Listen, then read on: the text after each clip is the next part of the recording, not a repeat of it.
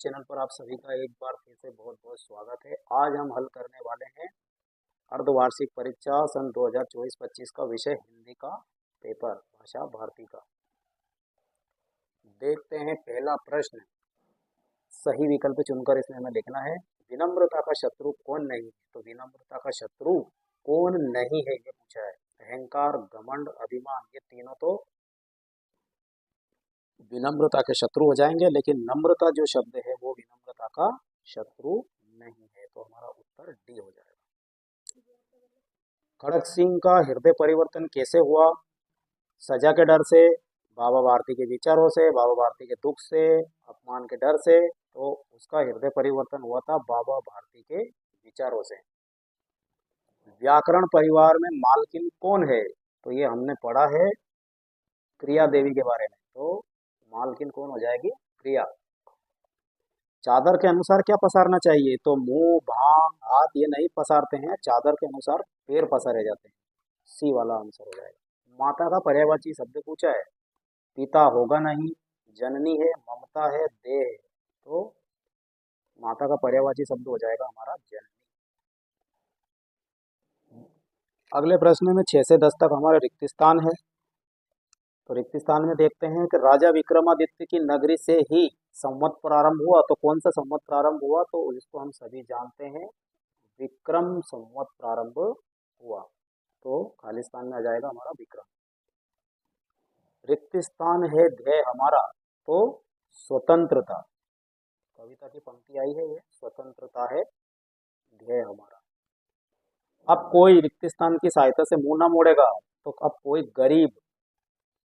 गरीब की सहायता से मुंह नहीं मोड़ेगा। डॉक्टर बाबा के पिता का नाम जे.एच. बाबा था। वह विद्यालय में पढ़ने जाता है।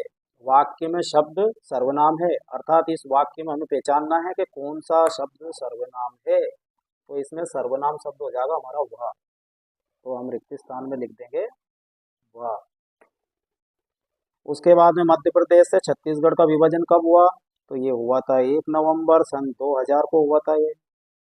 सामान्यतः कौन सी जनजाति जड़ी बूटियों की विशेष जानकार होती है? तो सहरिया जनजाति जो होती है, वैसे तो वो अन्य जनजातियां भी जानकार होती है, लेकिन सहरिया जनजाति जड़ी बूटियों की विशेष जानकार होती है।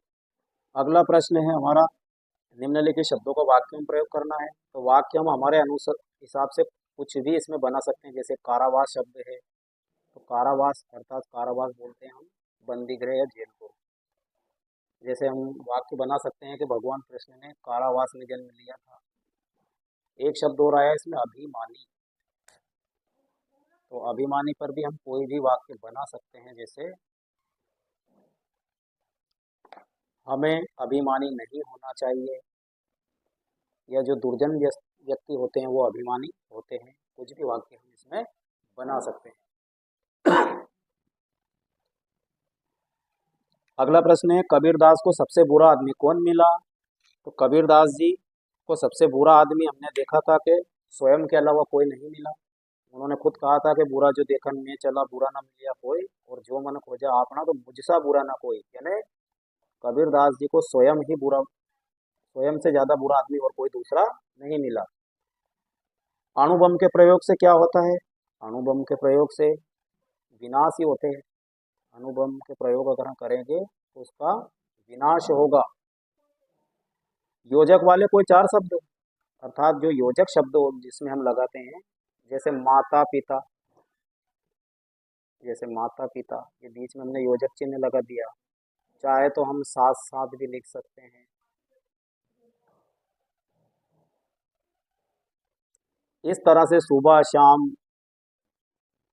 भाई बहन, ऐसे अनेक शब्दों में इसे लिख सकते हैं।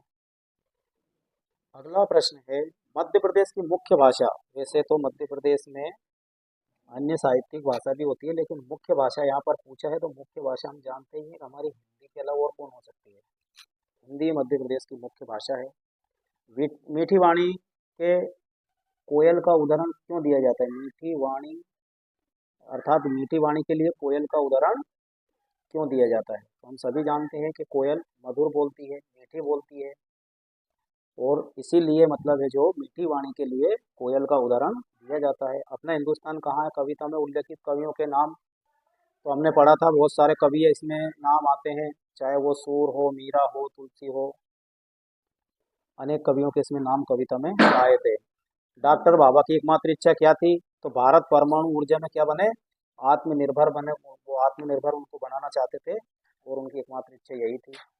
21वें प्रश्न में अपने प्रधान अध्यापक प्रधानाचार्य महोदय को स्थानांतरण प्रमाण पत्र, ये ध्यान रखना है, स्थानांतरण प्रमाण पत्र प्राप्त करने के लिए प्रार्थना पत्र लिखने के लिए आया था, अर्थात जिसको हम टीसी भी बोलते हैं, टीसी के लिए।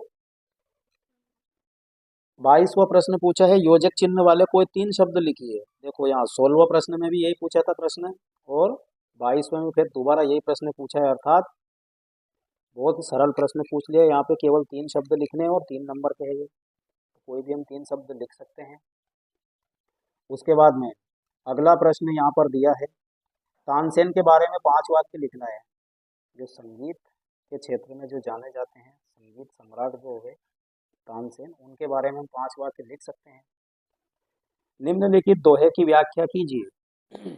दोहा आया है, बुरा जो देखन में चला बुरा ना मिलिया कोई, जो दिल खोजा आपना तो मुझसे बुरा ना कोई। ये कबीरदास जी का ही दोहा आ गया है और इससे संबंधित ऊपर प्रश्न भी पूछा था अभी 14वां प्रश्न कि कबीरदास को सबसे बुरा आदमी कौन मिला, ये इसी में से दोहे में से प्रश्न उनका बन जाएगा, कबीरदास जी का दोहा है।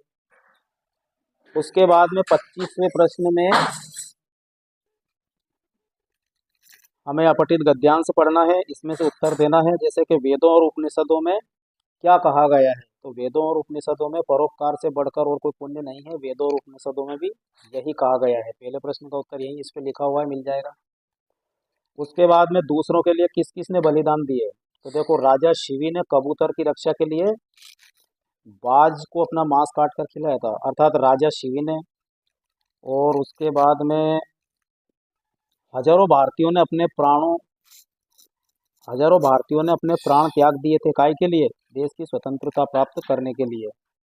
तो इस तरह से इसमें ये आ जाएगा। महान कौन है? देखिए इसका उत्तर भी यहीं कहीं मिल जाएगा। दुखी व्यक्ति के दुख दूर हो जाने पर उसके मुख पर आई मुस्कान के कारण यदि आप है, क्या कहा गया है? यदि कोई दूसरा दुखी है, उसका दुख अगर दूर करने में यदि उसका कारण यदि आप है, तो फिर महान कौन हो गया? तो आपसे महान कोई और नहीं। अर्थात अगर दूसरों की हमने मदद कर दी और उसके चेहरे पर मुस्कान ला दी, तो हमसे कोई दूसरा फिर महान नहीं है। गद्यांश का उचित शीर्षक क्या है? तो इस गद्यांश में अधिकांश चीजें परोपकार से संबंधित दी है, तो हम इसका शीर्षक परोपकार भी लिख सकते हैं। गद्यांश का उचित शीर्षक परोपकार हम लिख सकते हैं। और किसी त्योहार पर लगभग 10 वाक्य लिखने हैं, तो किसी भी त्योहार के बारे में हम 10 वाक्य लिख सकते हैं। सरल सा ये निबंध है। इस तरह से बहुत अच्छा और सरल पेपर हमारा हल हो जाता है। बहुत बहुत धन्यवाद और मिलते हैं फिर जल्द अगले पेपर के साथ।